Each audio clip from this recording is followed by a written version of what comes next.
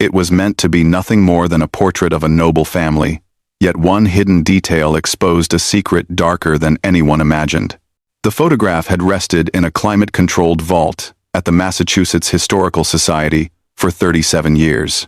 It arrived in 1982 as part of a large donation from the Ashford family estate boxes filled with documents, letters, and images chronicling the life of one of New England's most prominent industrial dynasties. On a cold morning in February 2019, Dr. Rachel Chen, a photographic historian specializing in post-Civil War imagery, pulled the photograph from its archival sleeve. She had been working on a project documenting northern industrial families during Reconstruction, and a colleague had recommended the Ashford collection as a useful resource. The photograph itself was remarkably well preserved. It depicted a formal family portrait in what appeared to be a grand parlor. A stern-faced man in his mid-40s with a carefully groomed beard. A woman in an elaborate dark dress adorned with lace, and 3 children arranged by height. The youngest, a girl of about 6, sat perched on a velvet cushion. The surroundings radiated wealth. Ornate furniture, heavy curtains, and decorative objects strategically placed to display refinement and status. Rachel had seen hundreds of such portraits.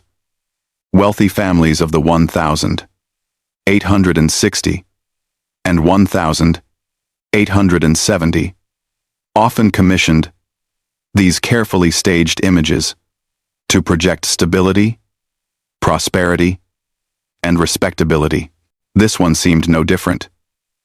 She was about to slide it back into its sleeve when something subtle caught her eye.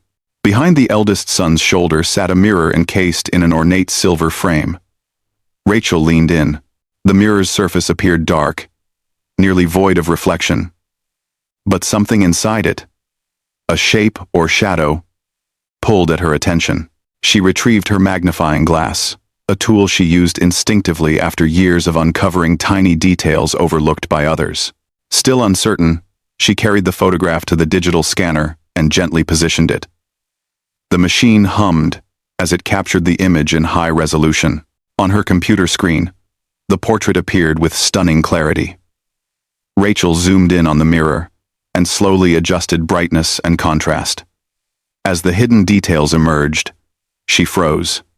There, in the glass's dim reflection, was a figure, a woman. Around her neck and wrists were what looked unmistakably like chains or restraints. Rachel's hands trembled as she reached for her phone.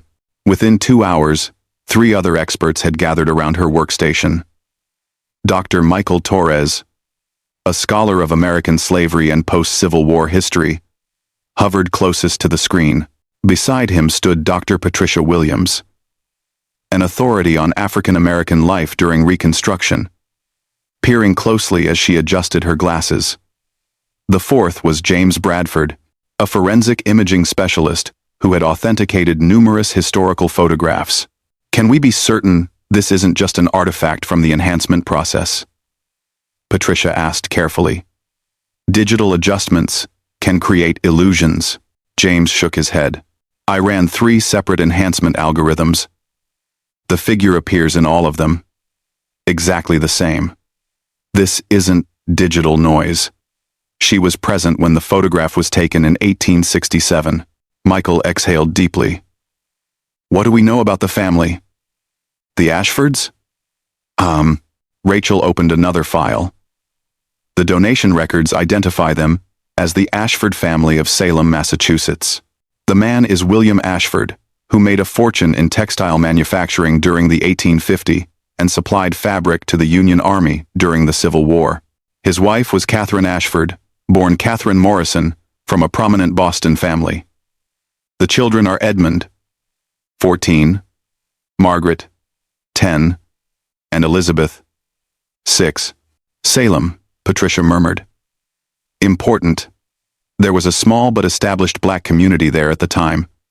After the Civil War, many formerly enslaved people moved north, looking for opportunities. And this photograph is dated 1867, Michael said. 2 years after the 13th Amendment. If the Ashfords were holding someone in bondage then, it would have been completely illegal. Michael 7. Michael 7. More than illegal, Patricia added. It would have been a sensational crime. The nation had just fought a war over slavery.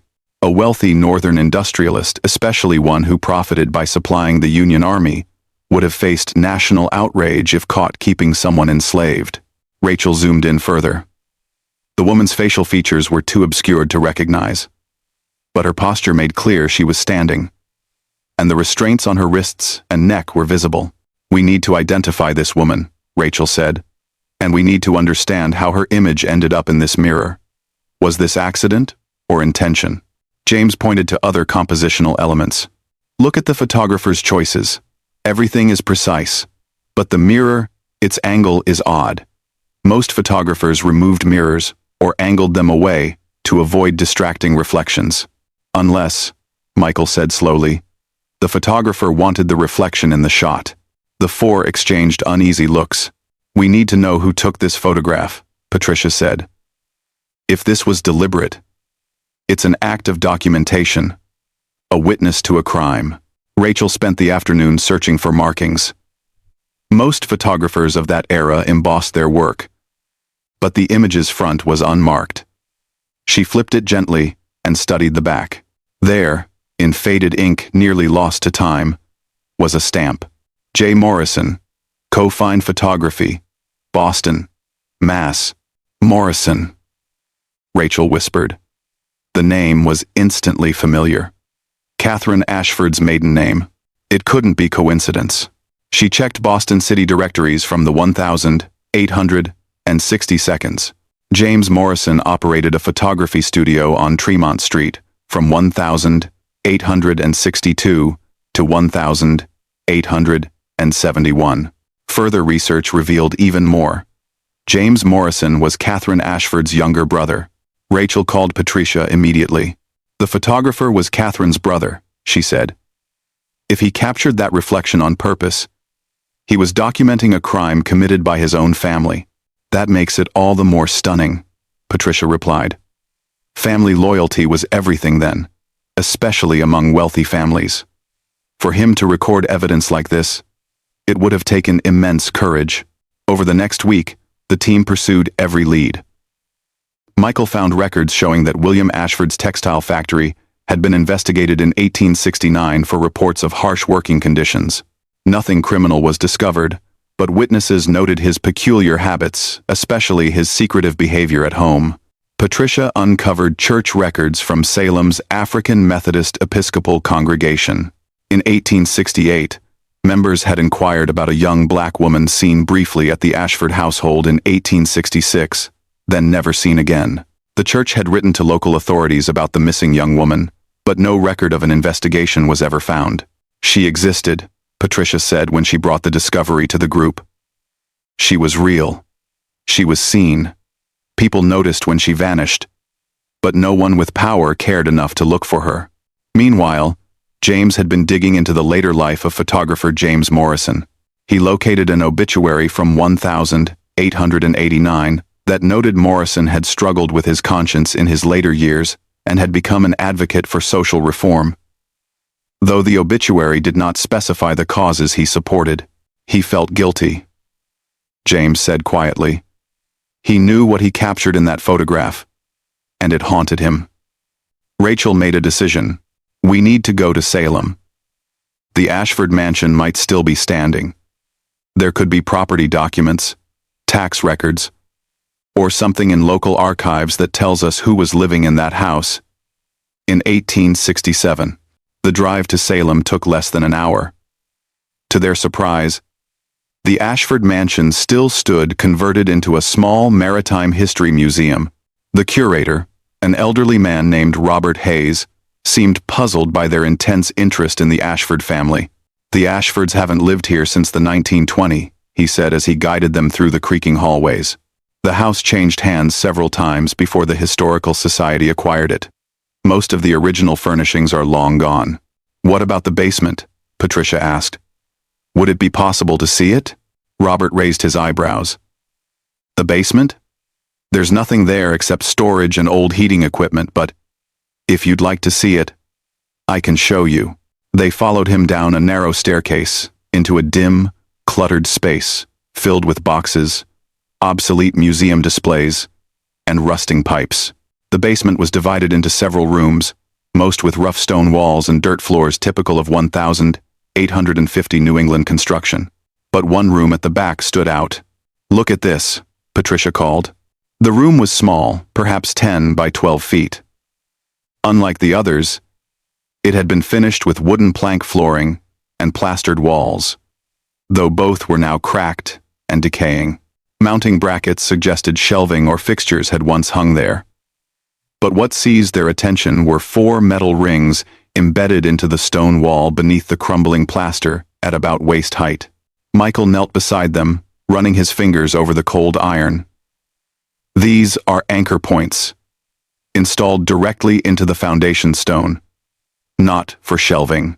Robert shifted uncomfortably. "I've never paid much attention to this room. We use it for overflow storage." What do you think the rings were for?" "Restraints," Patricia said softly.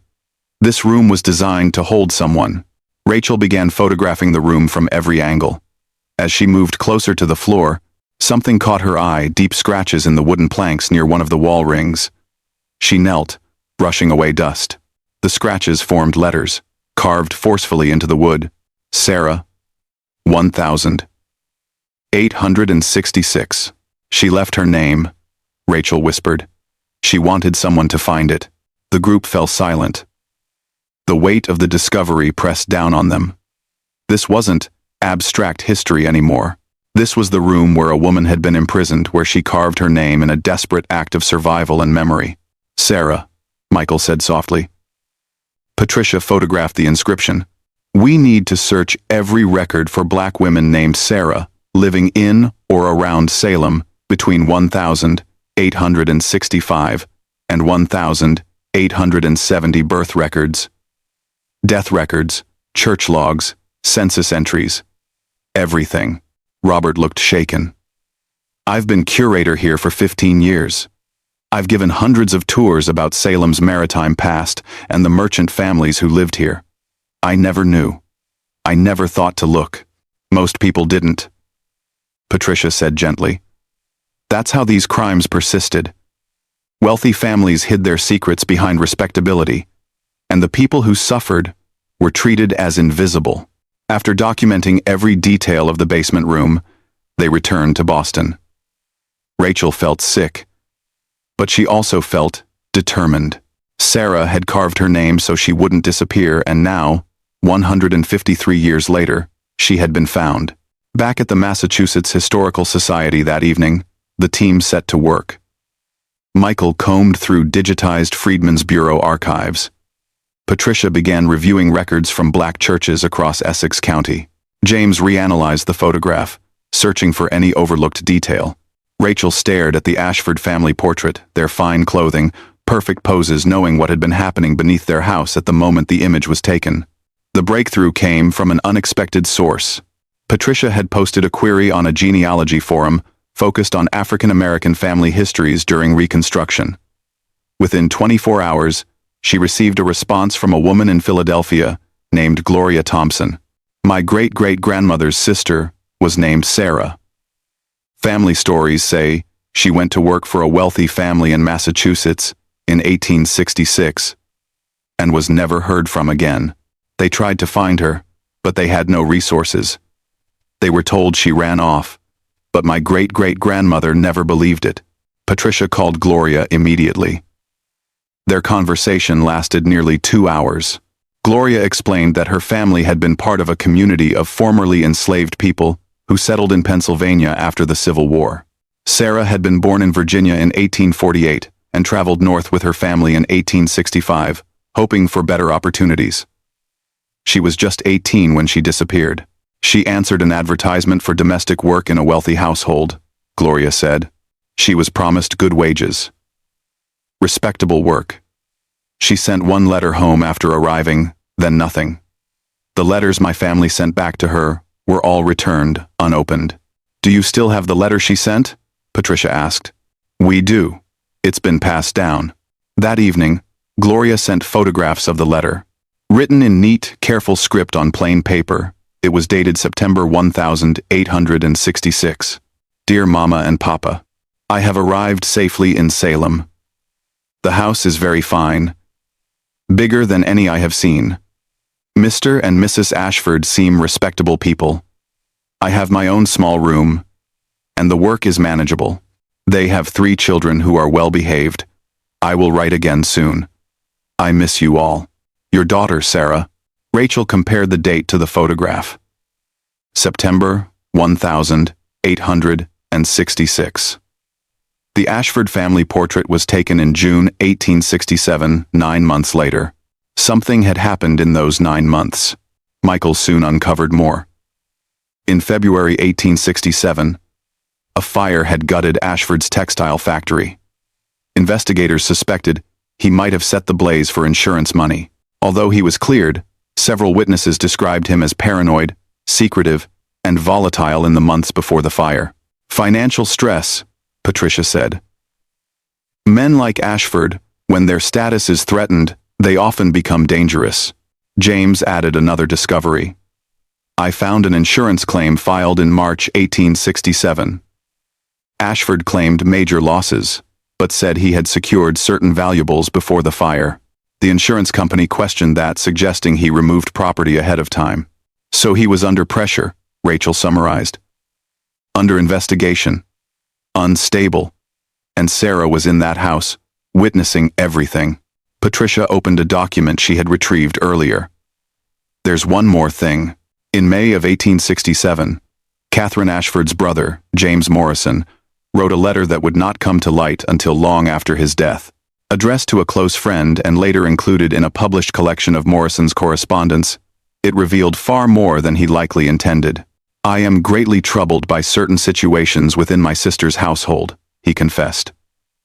I fear there are circumstances which, if exposed, would bring shame upon the family. He knew, Michael murmured when Rachel finished reading aloud. He knew what was happening to Sarah, and it disturbed him enough to put it in writing, but not enough to do anything about it. Patricia added softly. He didn't go to the authorities. He didn't confront Catherine or William. He documented it, instead. He created evidence, and left her there. For a moment, no one spoke. The weight of the revelation hung between them as they began piecing the timeline together. Sarah had arrived in Salem in September 1866, a free woman looking for honest work. Somewhere between then and June 1867, William Ashford had imprisoned her. If they wanted to understand what happened, Rachel realized, they needed a clearer picture of James Morrison not only as a photographer, but as a man who saw a crime unfolding and chose to record it rather than intervene. She requested permission to review the Morrison family papers stored at the Boston Aeneum. The archive was vast. James had been an obsessive letter writer, his correspondence spanning nearly 40 years. Rachel spent 3 full days combing through his papers, searching for any reference to Catherine, William, or their household. The first meaningful letter appeared in December 1866, written to a college friend. My sister Catherine writes that she is pleased with her new domestic servant, a young Negro woman from Pennsylvania. She says the girl is clean, obedient, and competent. I admit I am heartened to see my sister treating a freed person with fairness. It gives me hope that we may yet become the nation we claim to be. The tone was hopeful, almost painfully naive. In late 1866, James believed his sister was doing something kind, maybe even progressive. The next letter came in March 1867. I visited my sister's household last week and found the atmosphere altered. William is consumed with worry over some business affair. Catherine seems diminished, less spirited.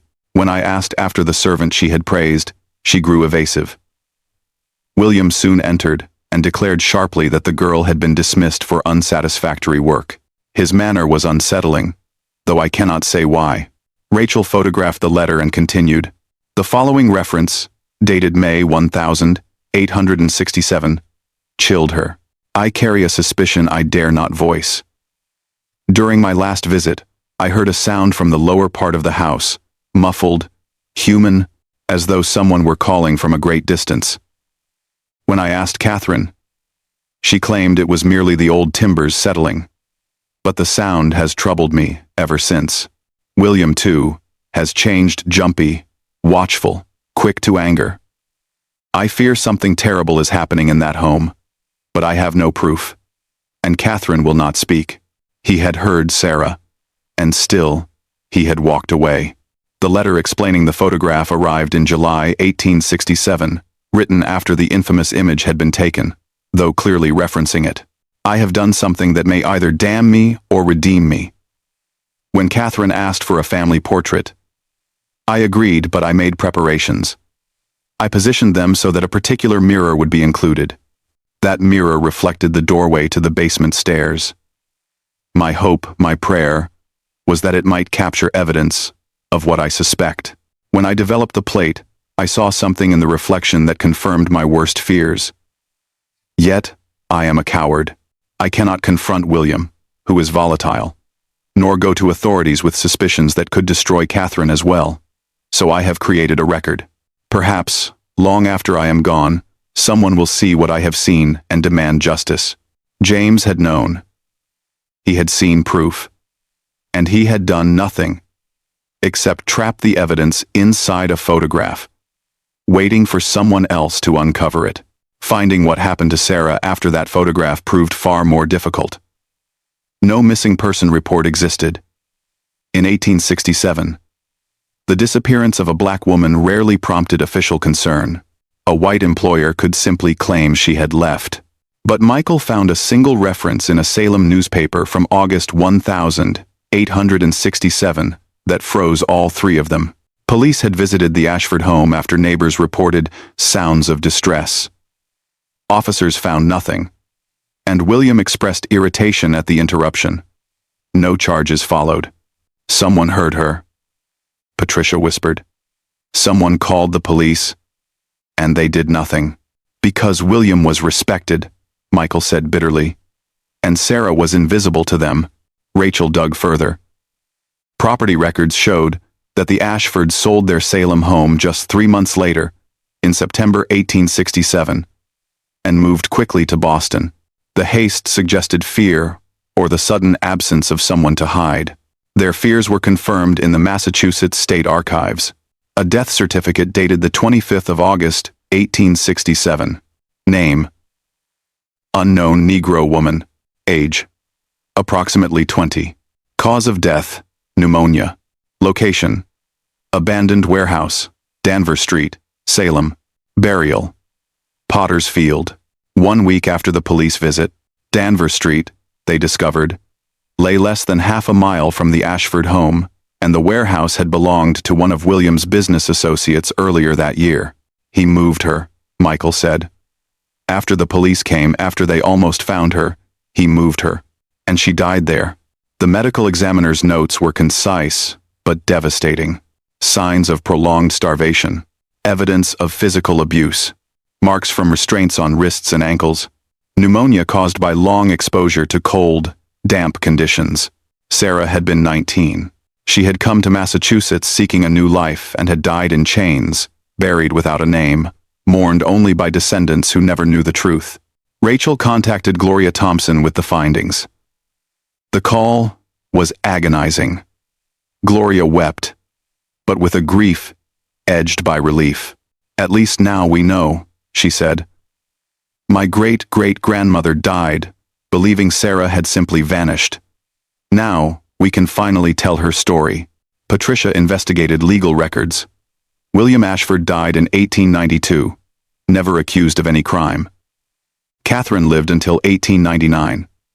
James died in 1889, having guarded his secret to the end. The photograph remained buried in the family archive, evidence hidden in plain sight. We need to tell this story publicly, Rachel said finally. Not just in academic journals.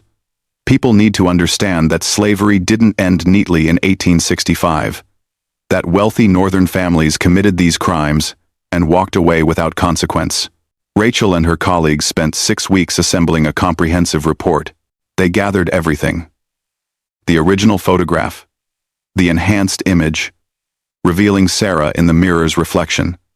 James Morrison's letters, the photographs of the basement room with Sarah's name carved into the floorboards, Gloria Thompson's family history, and the death certificate of the unnamed young black woman who was almost certainly Sarah. When the Massachusetts Historical Society agreed to host a press conference and major exhibition, Rachel felt a flicker of fear. A story like this could easily be sensationalized or dismissed as speculation, but Patricia had silenced her doubts. Sarah carved her name into that floor because she wanted to be remembered, she told her. We owe it to her to make sure she is. The press conference took place on a Tuesday morning in November 2019. The room overflowed with journalists from local and national outlets, historians, activists, and members of the public who had learned about the discovery online. Rachel stood at the podium with the original photograph projected on a large screen behind her. She spoke clearly, guiding the audience through the investigation, step by step. What you're looking at is a photograph of the Ashford family taken in June, 1867 inches. Salem, Massachusetts, she began. For 152 years, this image was viewed as nothing more than an ordinary portrait of a wealthy industrial family. But modern imaging technology has revealed something that remained hidden all this time. The screen shifted to show the enhanced reflection in the mirror, where Sarah's faint figure stood unmistakably present. The room erupted, cameras flashed. Reporters shouted over one another. Rachel waited until the noise died down. The woman in this reflection, she continued, is Sarah, a young black woman who traveled from Pennsylvania to Massachusetts seeking employment. The Ashford family illegally kept her enslaved in their basement. Despite the 13th Amendment's abolition of slavery 2 years earlier, she died in August 1867 inches, a warehouse owned by one of William Ashford's business associates. She was 19 years old. Patricia spoke next, explaining the broader historical context.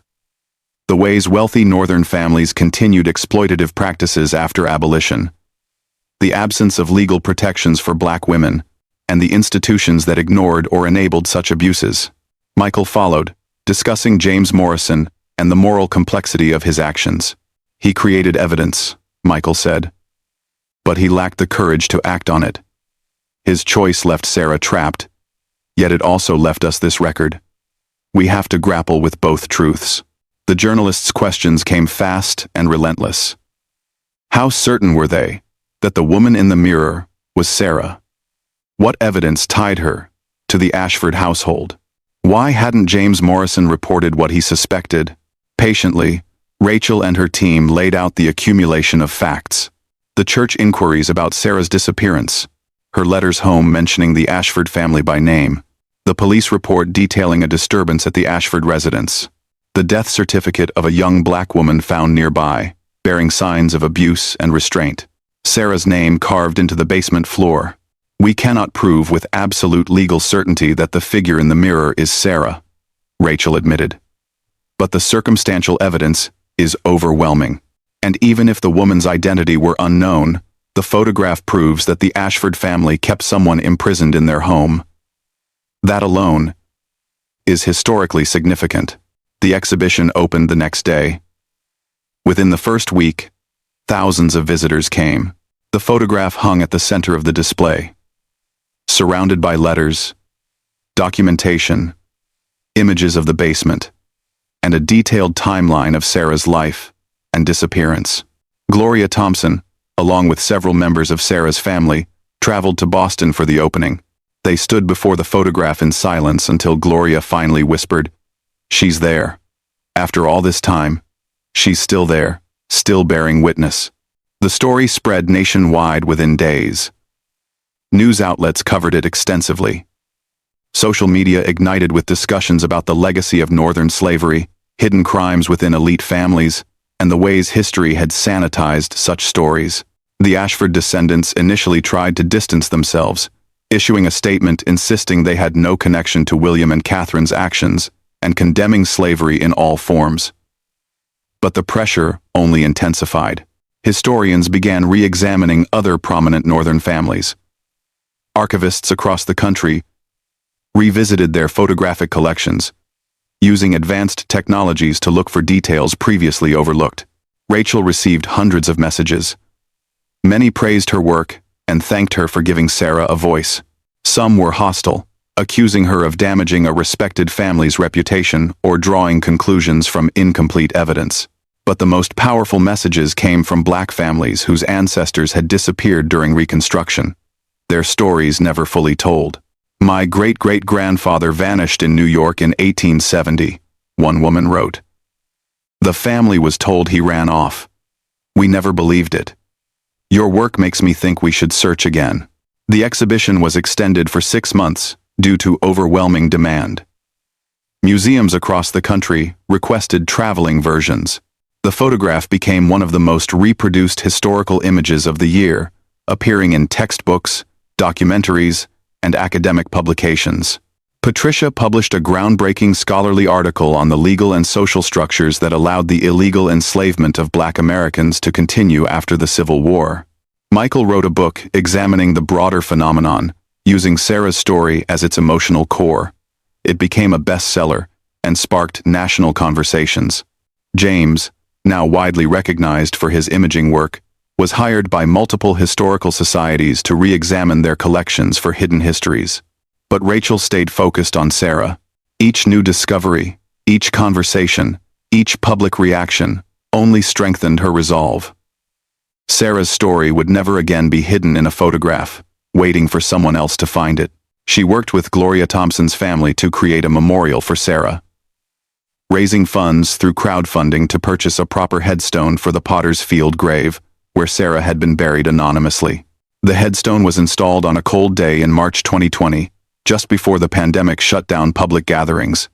It read, Sarah, 1,848, 1,867. Daughter, sister, and free woman, enslaved unlawfully and murdered in Salem, Massachusetts. Her name carved in a basement floor endures. Her reflection captured in a mirror demands justice. Her memory honored by those who came after. She is not forgotten. Gloria and her family stood before the headstone along with Rachel, Patricia, Michael, James, and dozens of community members who had followed Sarah's story. She has a name now, Gloria said, her voice breaking. She has a place. She has people who know what happened to her. The impact of Sarah's story extended far beyond what Rachel and her colleagues had anticipated.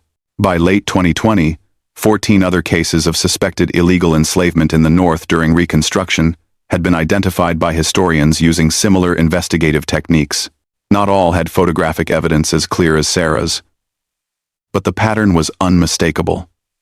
Wealthy families in northern states had maintained enslaved people well after the 13th Amendment, hiding them in basements and attics, and facing little to no consequence when their crimes were discovered. The city of Salem issued a formal apology in June 2021, acknowledging that local authorities had failed to adequately investigate Sarah's disappearance and death. The city also commissioned a permanent memorial to Sarah and other victims of illegal enslavement to be installed near the site of the former Ashford mansion. The Ashford descendants, after initially resisting, eventually engaged with the history.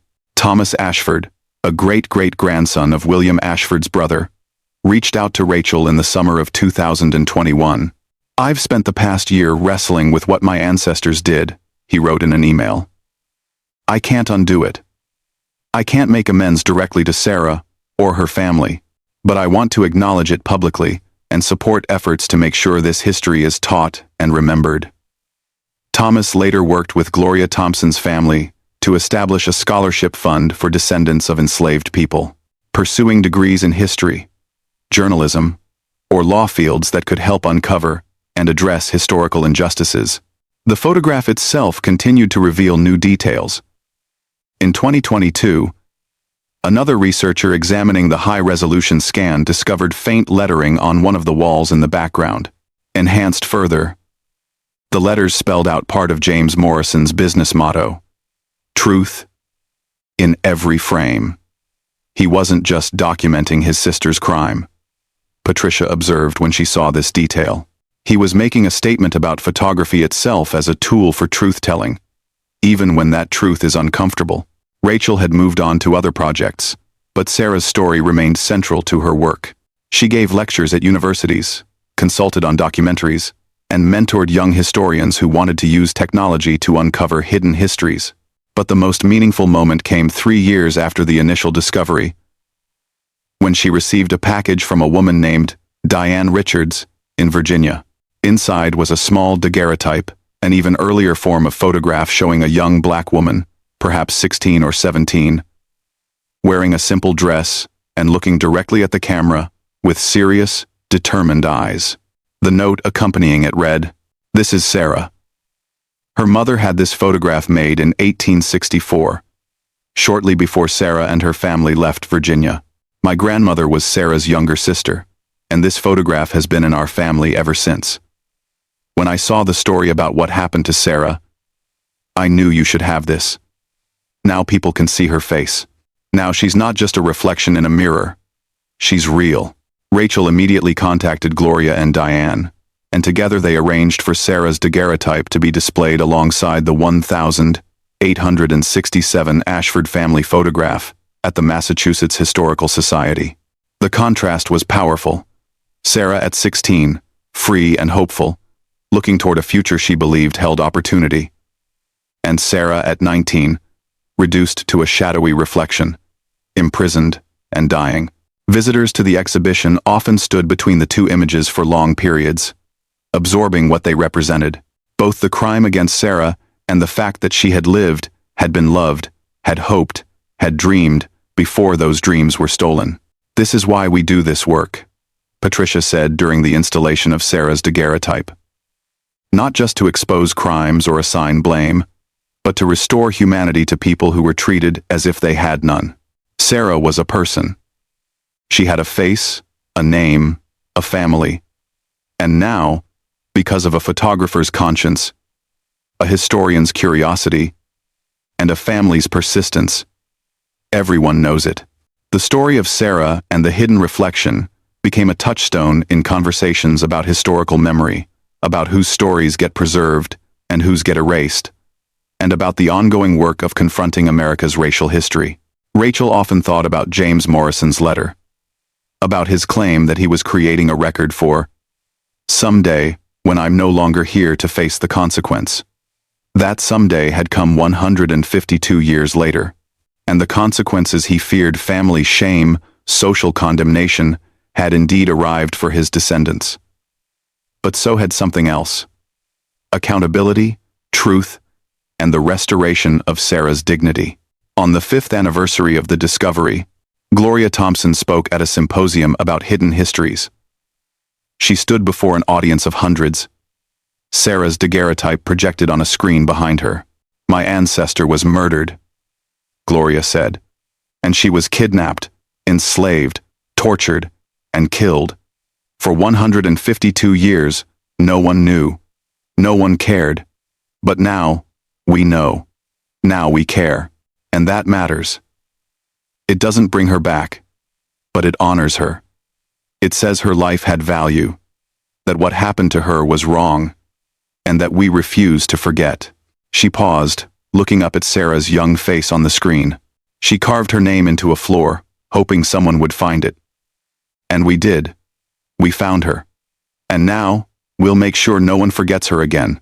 The photograph, once just an ordinary family portrait, had become extraordinary not because of its artistic merit or conventional historical value, but because of what it revealed about the cost of silence, the power of evidence, and the long, difficult work of bringing hidden truths into the light. Sarah's reflection, barely visible in a mirror behind a wealthy family, had spoken across a century and a half, and finally, people were listening.